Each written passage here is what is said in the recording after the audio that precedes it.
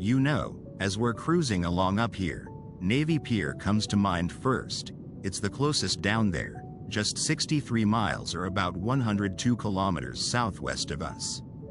This iconic spot in Chicago stretches out 3,300 feet into Lake Michigan, a true historic gem opened back in 1916 as municipal pier under Daniel Burnham's grand plan for the city. Picture it. Built on 20,000 logs driven into the lakebed, it started as a bustling hub for freight ships, passenger excursions, and lively public events like pageants and expositions, all while offering picnic spots and playgrounds right on the water.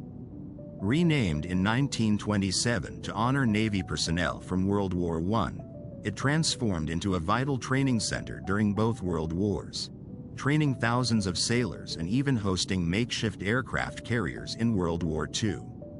By the 1990s, after a major $150 million makeover, it reborn as Chicago's ultimate entertainment destination, spanning 50 acres with shops, theaters like the Chicago Shakespeare, Gardens, and that towering Centennial Wheel, 196 feet high with cozy, climate-controlled gondolas giving panoramic views of the skyline, nodding to the original 1893 Ferris wheel from the World's Fair.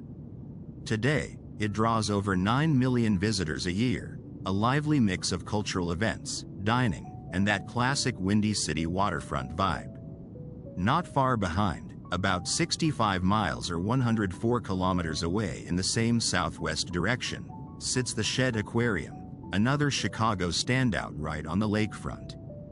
This world-class aquarium showcases thousands of marine creatures from penguins to beluga whales and vibrant coral reefs, all in immersive exhibits that bring the ocean to life in the heart of the Midwest. It's a cornerstone of the city's museum campus, drawing families and nature lovers to wander through tunnels of sharks and touch pools of starfish, with daily shows highlighting the wonders of aquatic life. Together, these two spots capture Chicago's spirit, Navy Pier's century of reinvention from industrial powerhouse to festive pier, and Shed's deep dive into the sea's mysteries, both framed by that endless Lake Michigan horizon.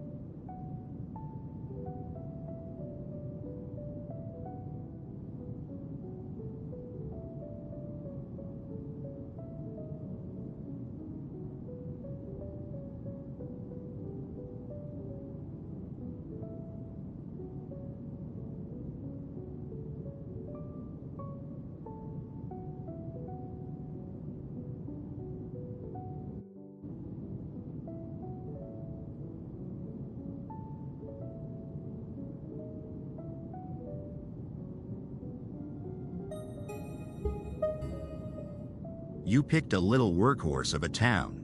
Otsego, in Allegan County, is one of those small Michigan River communities that grew up on water, paper, and grit. It started in the 1830s and really took off along the Kalamazoo River, which powered mills and later a major paper industry. For generations, the skyline here was smokestacks and brick mill buildings, and a lot of families still trace their roots to those factory shifts. In recent decades, as heavy industry pulled back, the town has been reshaping itself with light manufacturing, small businesses, and a commuter crowd tied to Kalamazoo and Grand Rapids. Downtown is compact.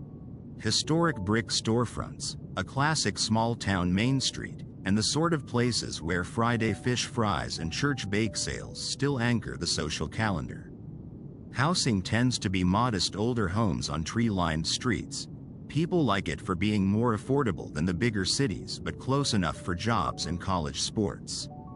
Climate-wise, you get the full Lower Peninsula package. Snowy, gray winters with lake effect influence, a muddy,